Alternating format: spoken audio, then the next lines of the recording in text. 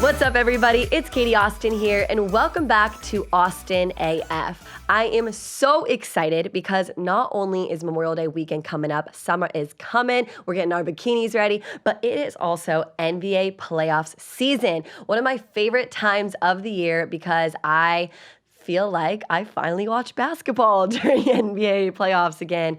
And I just wanted to reminisce on some of my favorite moments from the NBA playoffs before my guest Buster comes in. I thought this was very fitting, not only because it is NBA playoffs right now, but at the same time, Buster has created Hoops Nation. He is really into basketball. He does so many entrepreneur things that I'm really excited to talk to him about because he is so young and created a basketball business, created his own TV show and his own podcast. So I'm really excited to sit down and talk to him about that. But before he comes into studio, I want to kind of reminisce on when the Warriors were killing it.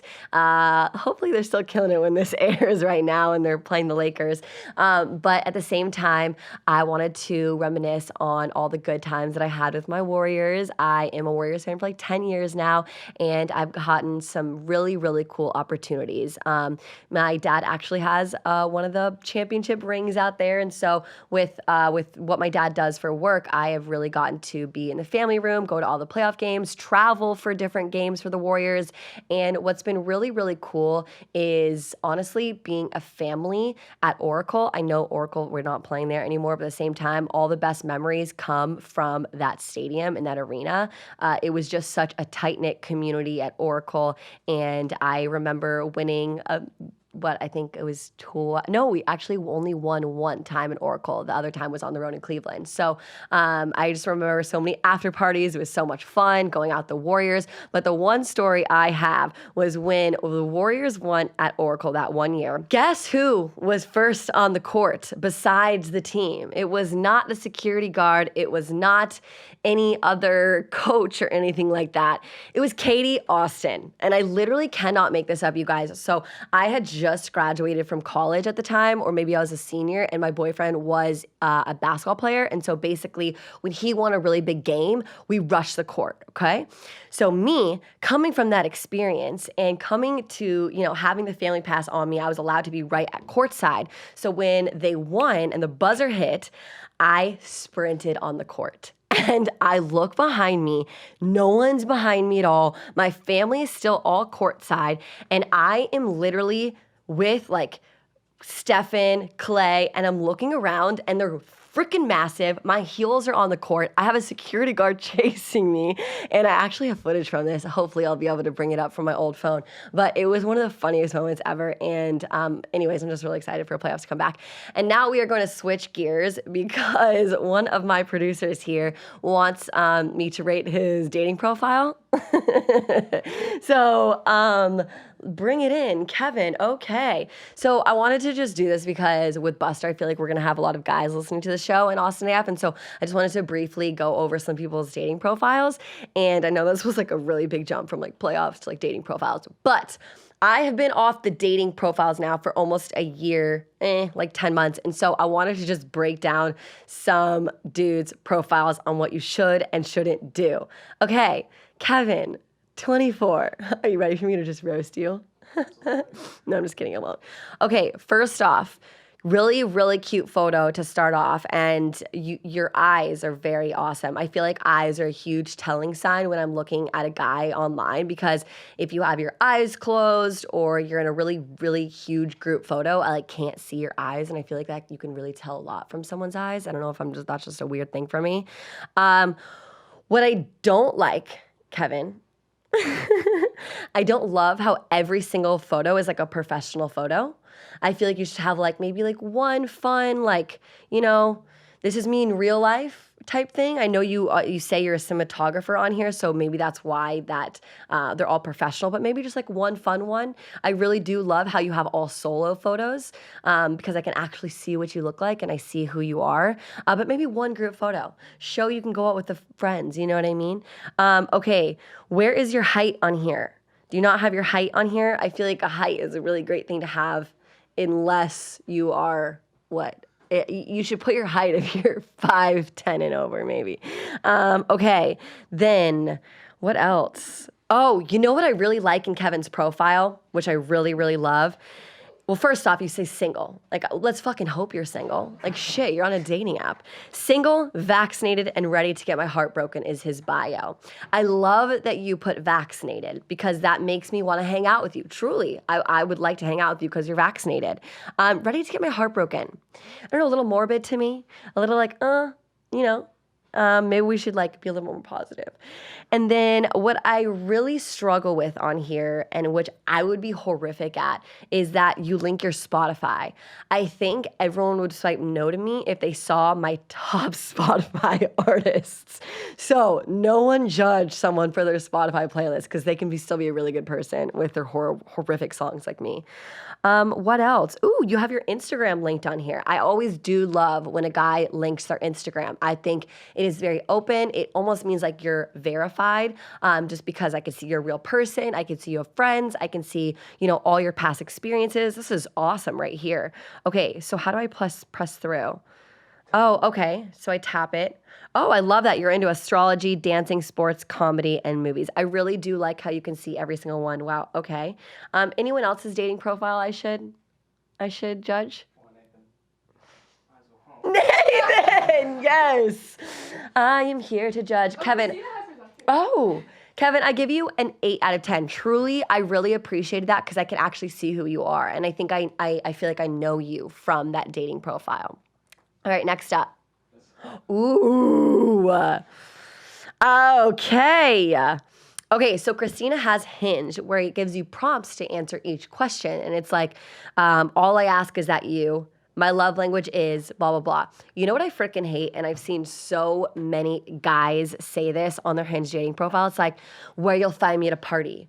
Oh, with the baby or with a puppy. It's like, dude, that is so overused. We see right through that. Don't freaking say that. We know you're going to say you want to be with a puppy. That's how you pick up girls. We're not stupid.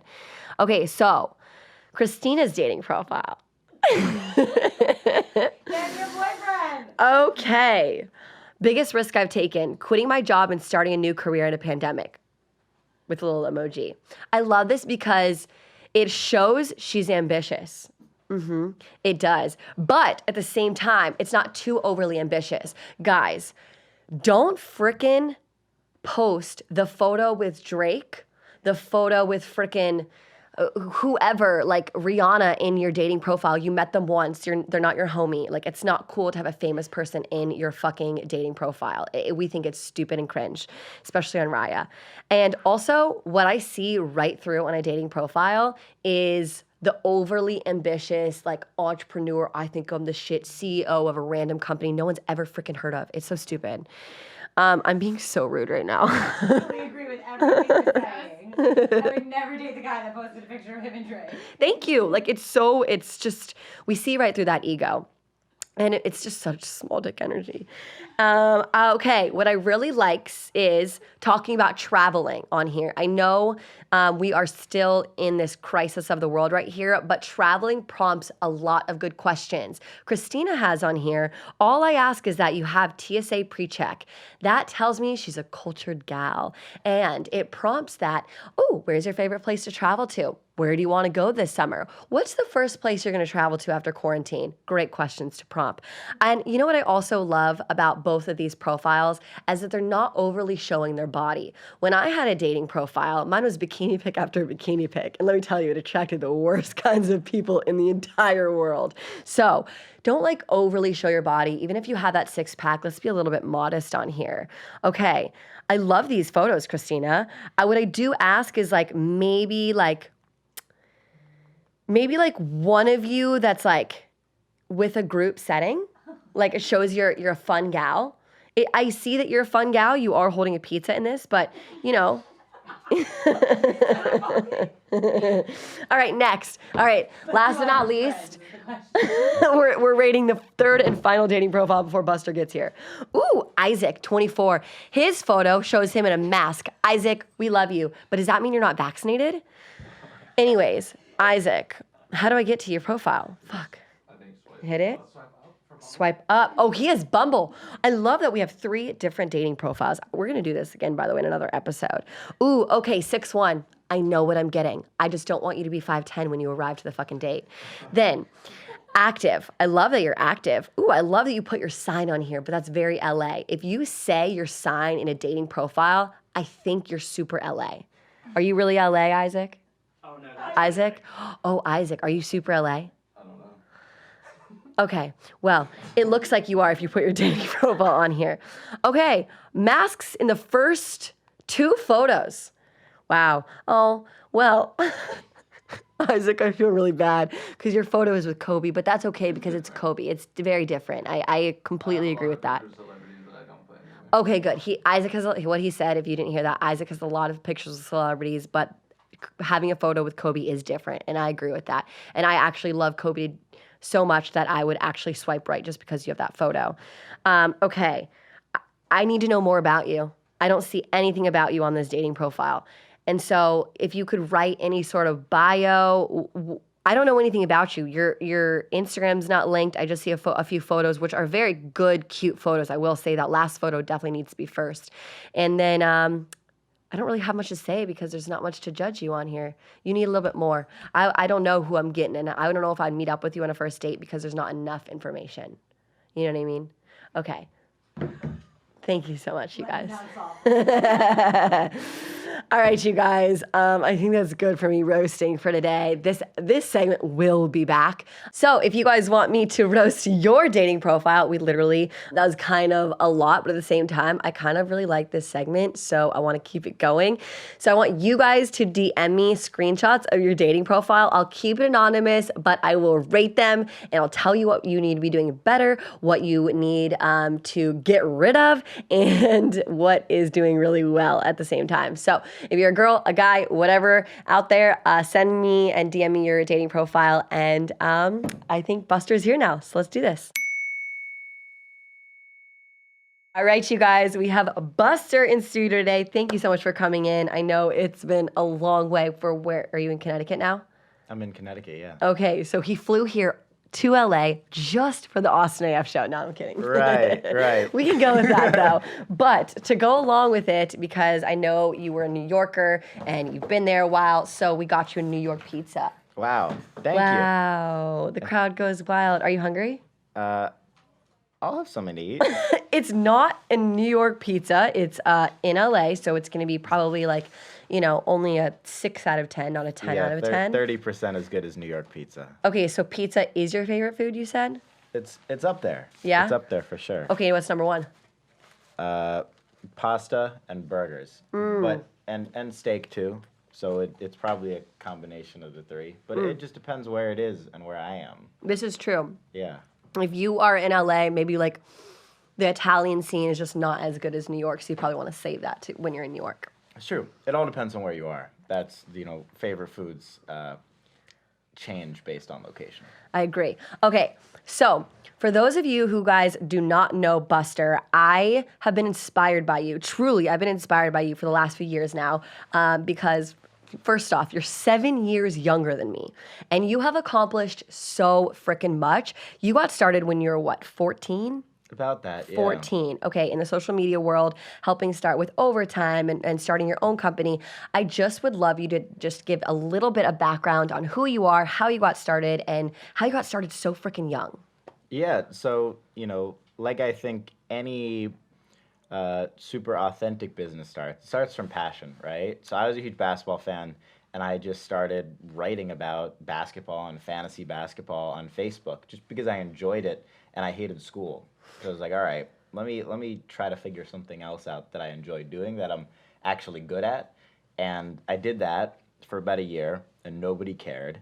Literally 500 full-page blog posts about why I thought this fantasy basketball player was a good pickup and this one wasn't, and that sort of stuff. So is it hard to keep blogging when you have no followers? Well, I didn't care. It was never about people seeing it. It was just about enjoying it.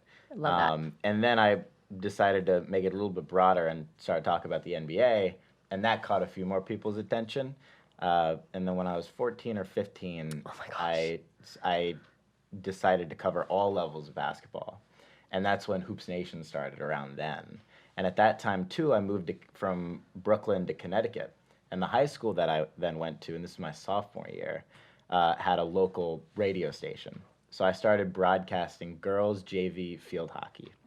And Gotta start somewhere, baby. and at that point, I thought I made it.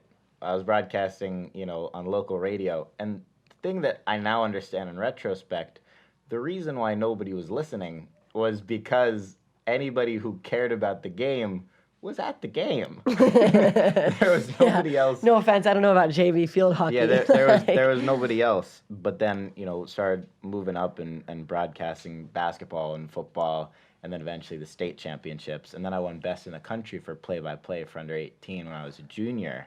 And at the same time, I was building out the Hoops Nation side of things and started learning how to video edit and understanding like the early Facebook algorithm, which was super video friendly, sort of similar to how TikTok is now, but on a much bigger scale. Gotcha. With all ages of audience, not just super young, right?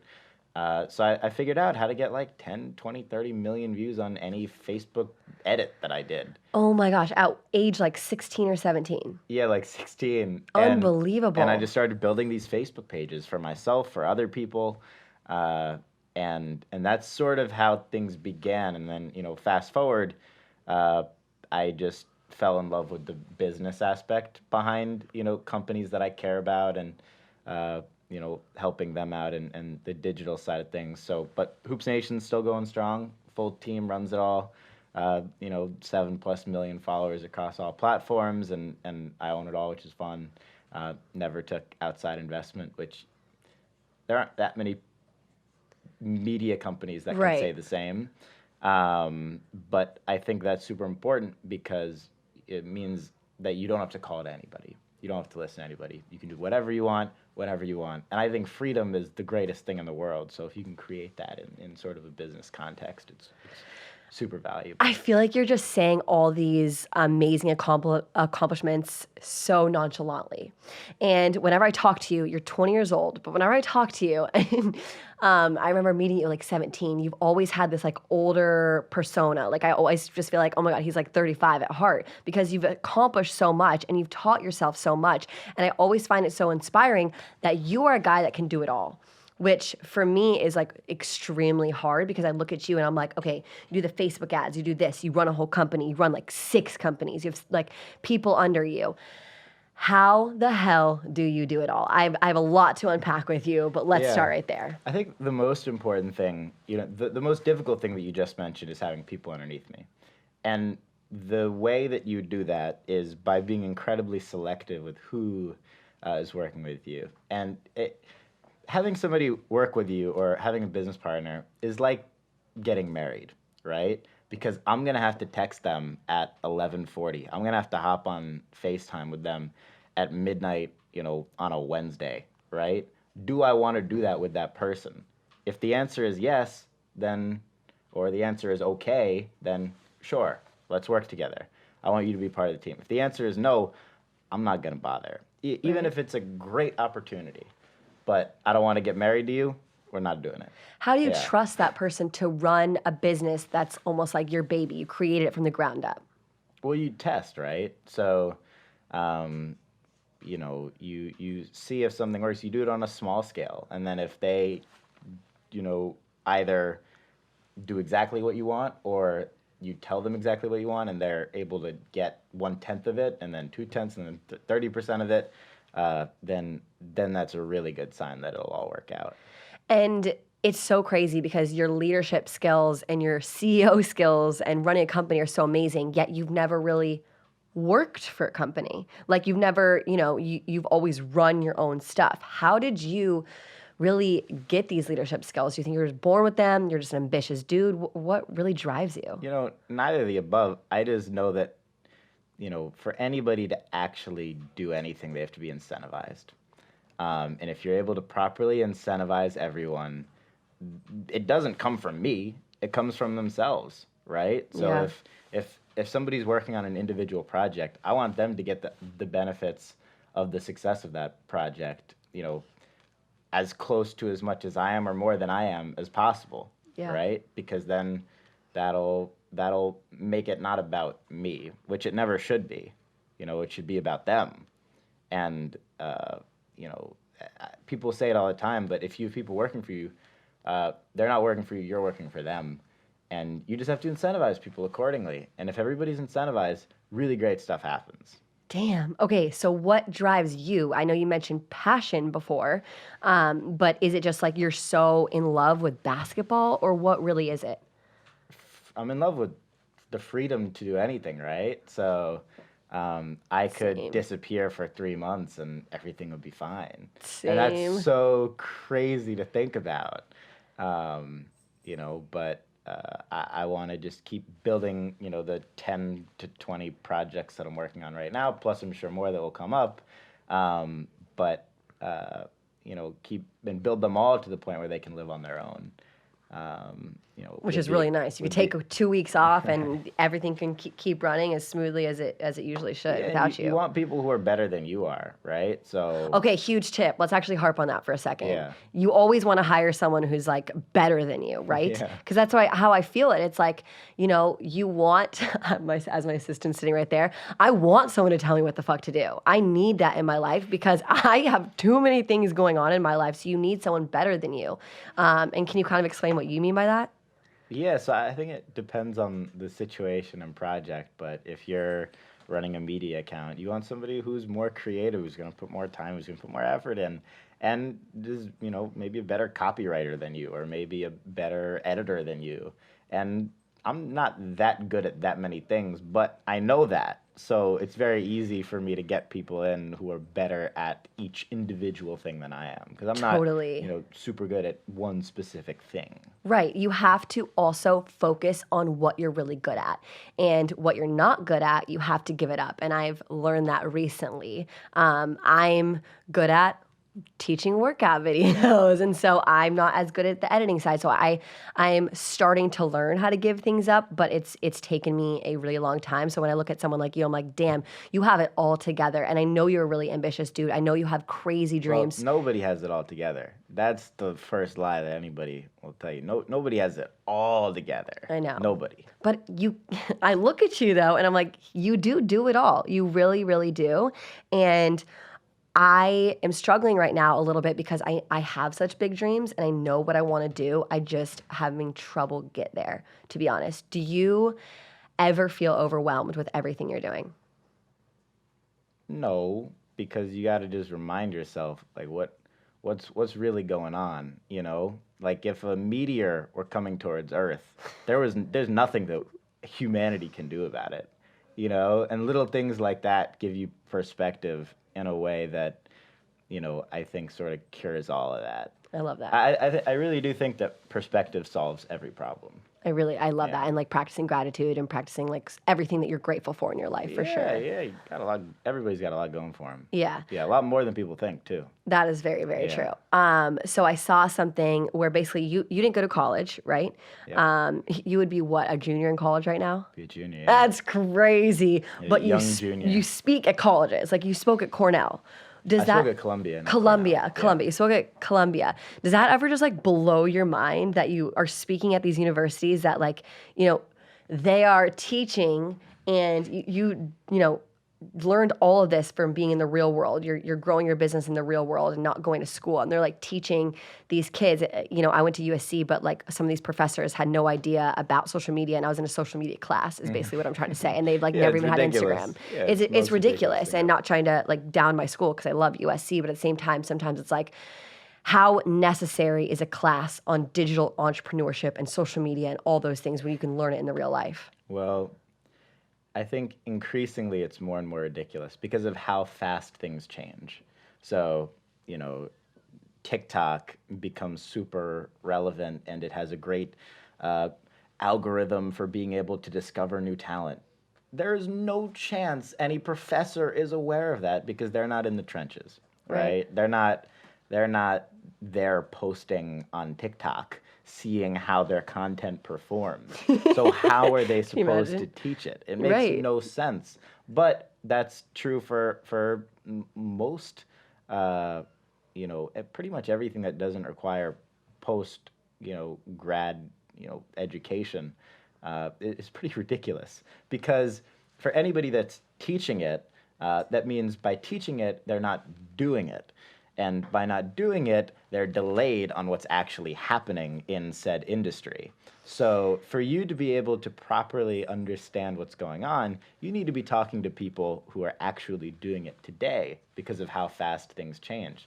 The market, So true. any industry, and that's one of the reasons why I'm not the biggest fan of most college classes. No, totally, Yeah. especially with what we're doing right now online.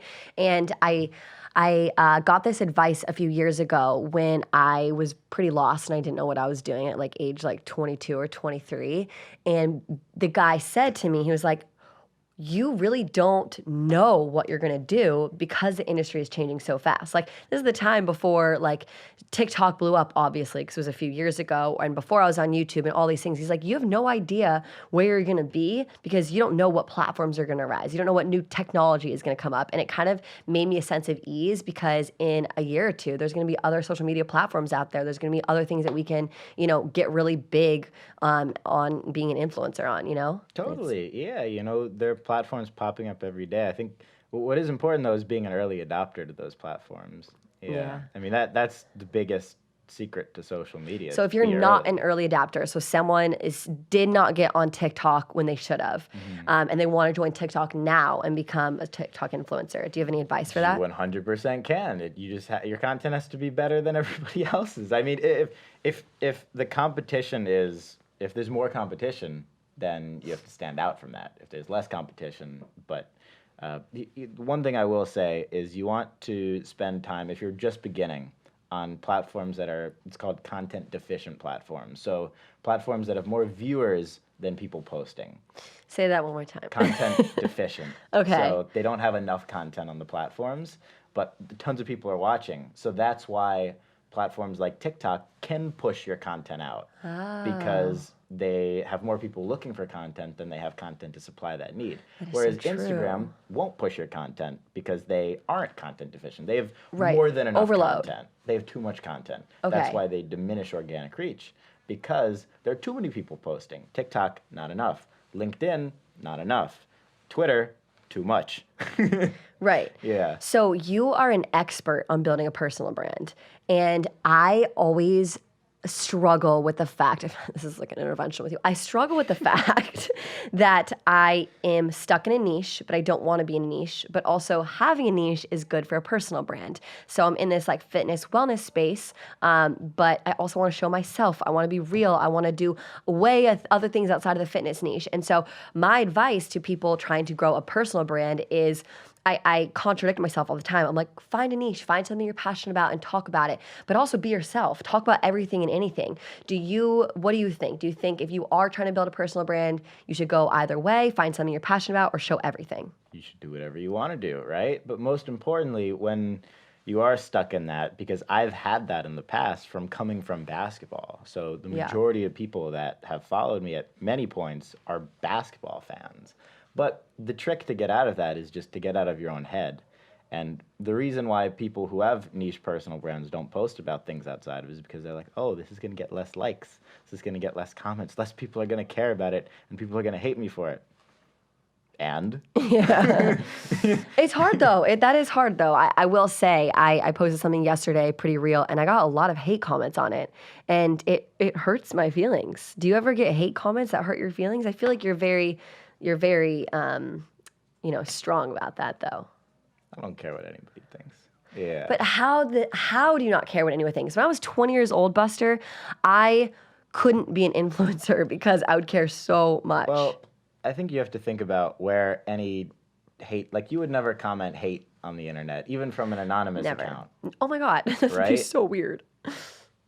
Okay, so now think about somebody who does and has the opposite mentality as you. True. Why would you care about somebody who has that mentality? Right, and I always try to think like if I'm sitting in a room with them, by the end of the talk, I know that they're just coming from a bad place, and they're unhappy, and I feel more empathetic than anything about that. Like, that must suck. Yeah. To feel that way about other people. No, it really Yeah. must suck a lot. If you are taking your time out of your day to write a hate comment, that must be really hard on your soul. Let alone how little you care about your own personal brand to have So that out true. there. Like you So just true. you just don't care about relationships with anybody. Yeah. You're just reckless at that point. So true. Yeah. Okay, Buster, I feel like I just have so many business questions for you, and I'm kind of all over the place here. But I am wondering, okay, I see you on Instagram. You wake up at what time? Like 5?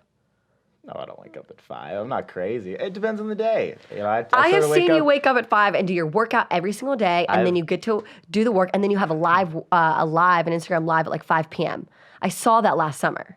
I have done that. I've done everything. Some days I'll wake up at 1 p.m. Some days I wake up at 4 a.m. It just So how do you depends I organize feel. your life? How do you prioritize what you need to do and time management? I struggle greatly with organizing like what I need to be doing and kind of like telling myself what I need to be doing.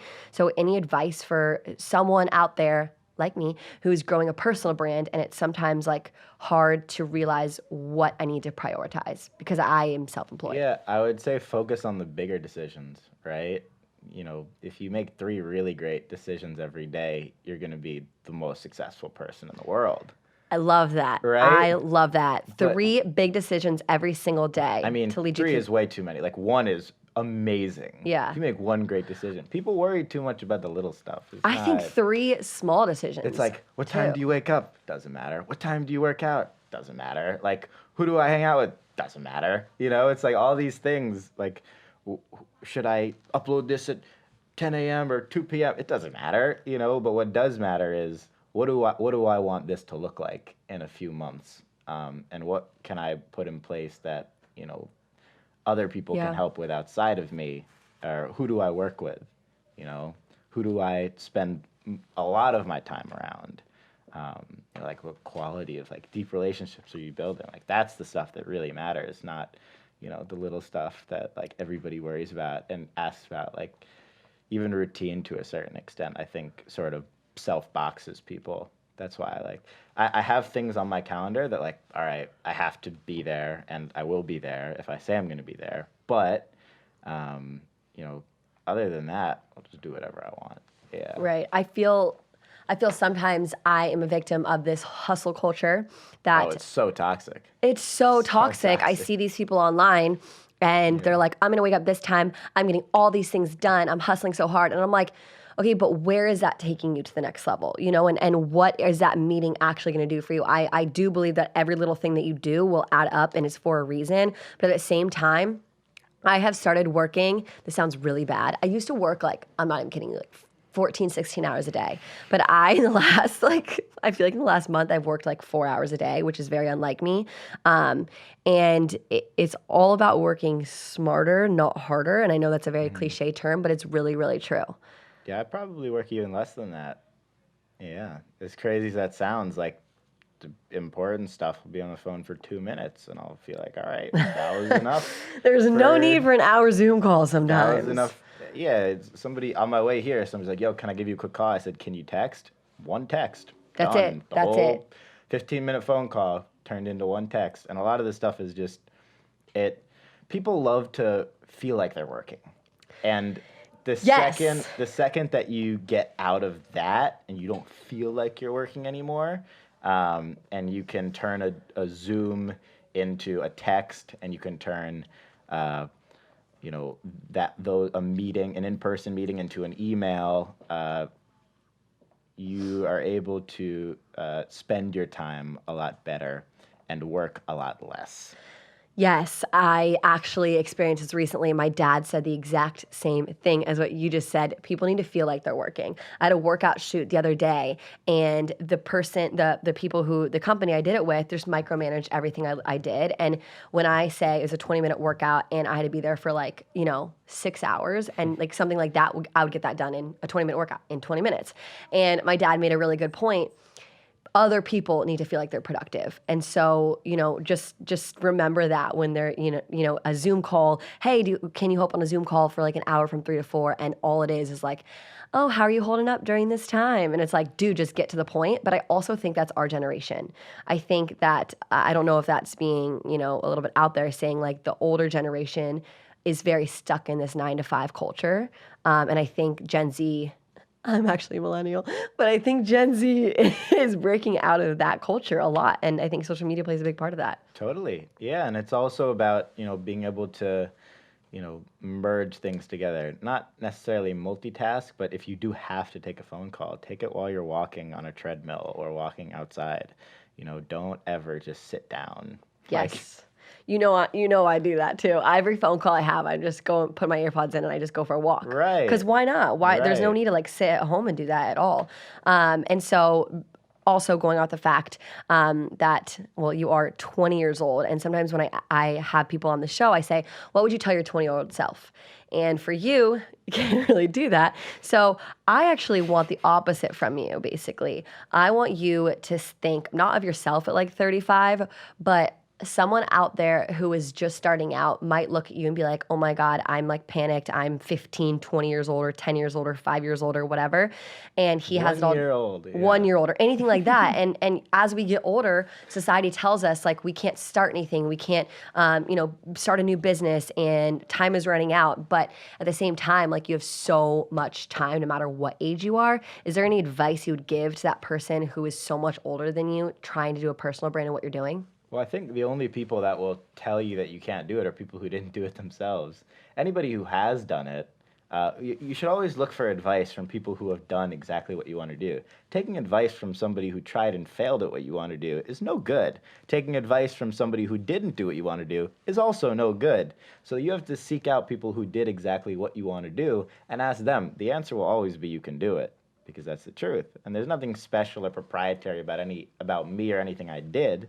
It's just that I was passionate about it and put the time in and talked to people who did what I wanted to do, and then I sort of went out and tried to do it myself. You took action, though. That's huge. You not just had passion, you took action and you worked hard. And another big thing I will say, I eliminated every distraction. Like that, for real. No alcohol, no girls, like all that, you mean? Distractions? Everything. Damn. For 4 years, I didn't go on a single date. I didn't go to a single party. I didn't drink. I didn't smoke. I didn't hang out with anybody. Just work. So how do you have fun? Well, if you're doing what you love, then it's always fun. Oh, I Yeah. love that. I wish I could just be so content with my career and doing it 24/7. I'm the type of girl who needs a margarita on a Friday. But if, I set up, sort of my schedule so that I'm doing so many different things that I enjoy. Like I'm obsessed with sports Totally. cards and collectibles. So I'll, go to a sports card store and buy and sell and trade cards. And Right. that is work because it's filmed, or, I'm doing it because it's fun. But it all just adds up. You just got to do literally only what you love, but figure out how to monetize it. And then if you're able to monetize it to enough of a point where, your other time is just free time, then you can build things in that free time. And then you start to, create all these different revenue streams around your passions. And that's what I think. That's when you're golden, different revenue streams. Yeah. You talked about talking to other people in your industry and who is successful. Do you yourself have any mentors? So many, everybody. Yeah, all my close friends are 30 to 60 years old. Wow. Yeah, my inner circle, average age is probably 50. Who would you say is your biggest mentor? And what advice do they give you? It changes, and it also depends on the niche, right? So in general life stuff, it's a gentleman named Ben who actually owned the building that I lived in New York when I turned 18 that I moved to. Damn. And I had asked him where I was going to move in New York, and he was like, you're not going to move anywhere except for in my building. And then I lived there for 2 years and saw him every day. And, he's definitely on the life side of things. He tries to get me to get out of my comfort zone from the sense of you have to go on dates. These are things that you have to do as a human being. And I got a lot better at that after I turned 18. After I turned 18. Yeah, I got a lot Sorry. better at that Me sort at of 18 thing. was just a shit show. Yeah. But business-wise, if you had a mentor and they gave you a great piece of advice, is there something that sticks with you that, kind of changed your trajectory of your career, or is that too, broad to say? No, I think the best advice that I think about very often is you want to get successful and rich very slowly. because the quicker you rise, the harder you fall. And in an era where everybody wants to blow up overnight and get rich quick, it's not built for sustainability. And I'll use an influencer example. I think the average influencer career is shorter than the average NFL career. I think the average influencer career is under 3 years. And the reason why is because any content that requires a dopamine-based reaction eventually leads to desensitizing your audience. Because if you're looking for oohs and ahs and whoa, that was crazy, or like, even in some cases for models, right? You have to continuously post things that are more and more extreme to get a greater and greater reaction. But if you don't post things that are more extreme, your audience gets desensitized to the content that you're putting out. But if you do get more extreme, then you get closer and closer to a line that is what's socially appropriate and what's not. And that's where people getting canceled happens. That's where burnout happens. That's where all those things happen. So it's either you desensitize your audience and lose all engagement, or you run yourself into burnout. And that's why the only influencers that are properly able to exist long term are people who aren't even influencers anymore, like the Joe Rogans of the world. Holy moly, you just dropped so much knowledge in that last 2 minutes.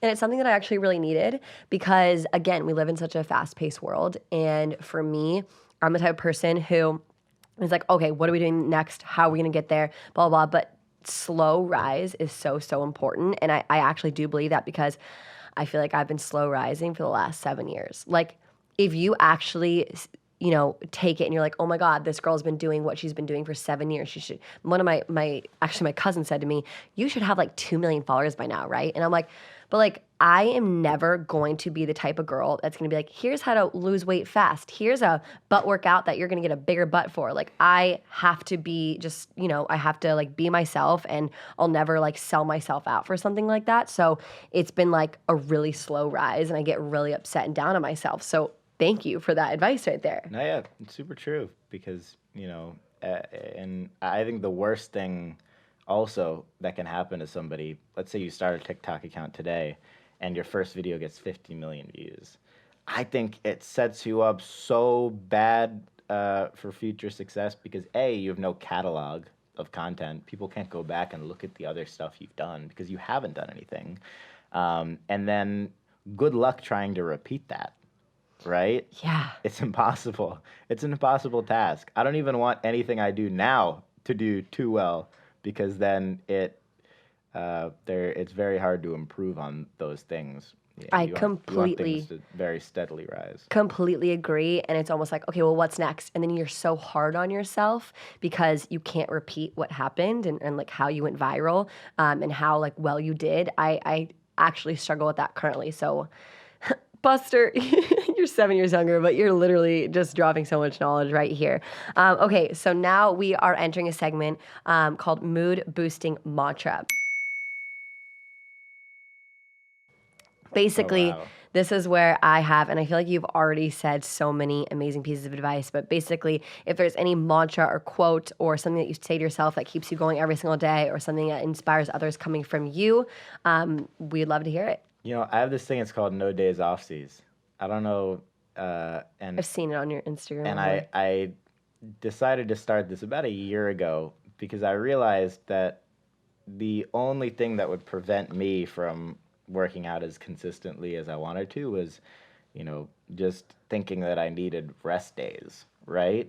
And I'll explain what I mean by that. And rest is important for sure, and recovery is super important. But it's very easy to take a second rest day if you take a first rest day. Yes. But if you take no rest days, then you have to do something every day. So it's no days offsies means A, get some exercise every day, like move every day, go on a walk every day, or work out, lift weights, play basketball, whatever it is for any individual. But then it's also, no days offsies when it comes to like respecting other people and treating other people really well and, trying your best at doing whatever you want to do and making sure you have fun every day and do things that make you happy every day, even if it's ridiculous and it doesn't make sense towards your businesses. That's something that I think about and post about constantly. Love that. Yeah. Okay, and now I want to know what you're up to right now. What's next? I know you have your own show, The Buster Show, and who has been your favorite guest on that? Favorite guest? Besides me. Yeah, you've been on. You've been on. That was a great episode. Yeah, it That was. was really fun. Definitely got me out of my normal conversation. I feel like you talk about like basketball, sports, and your cards and stuff, and we talked all about like dating and Yeah, that was a fun episode. But you know, podcast super passionate about. It's called The Buster Show, and then I have another show called Talking Shop where I interview like collectors and entrepreneurs and people in the collectible industry, show off like Abraham Lincoln signed documents and things like that. Oh my gosh, how do you find these people to be on that show? I've gotten to know enough people from going to in-person shows that they'll just connect me to, friends of theirs who have, oh, this guy has a crazy collection, you should talk to him. This guy, and now a lot of people reach out to us, but, somebody who owns an auction house, they're selling $200 million of items this weekend. Hey, can we come on and show off our best stuff? Yeah. Because they sort of use our show as a catalog now to like get to people who, look at that and are interested in buying that kind of stuff. But yeah, those are the things that, public facing that I'm working on right now. And then I want to hear, you're the host of the Crew, what's it called? Yeah, Crew League. Crew League. Okay, explain to us what Crew League is. Yeah, so I do the play-by-play broadcasting for the Crew League, which is a show on Revolt TV. It's produced by Diddy, and it is a league where rappers and artists and their crews, so like their entourages, their A&Rs, their managers, their stylists, their best friends growing up, all play against each other in 4-on-4 basketball to 21 on a shrunken 48-by-48 court. And we just wrapped this weekend. Drake came to the champampionship. So cool. It was and really you fun. co-hosted with Jack Harlow. Yeah, so I'm play-by-play, and Jack Harlow is a color commentator, and Drewski, who's a really funny comedian, he's also a color commentator. I want to know what it's like to work with Jack Harlow. Tell me everything. Is he great? He's the smoothest dude you'll ever meet in your Gosh, life. I love him. Yeah. What's poppin'? Yeah. Okay, I'm so lame. All right, you guys. Well, I think that's where we'll end because God bless my heart. But Buster, thank you so much. And you're at Buster on Instagram, That's at me. Buster Show as At well. The Buster Show, At The yeah. Buster Show. Thank you so much. Thank you for all your advice, your knowledge, your insight. You're a freaking entrepreneur. You're amazing. having Everyone me. go follow him. And I will see you guys next week. Cool.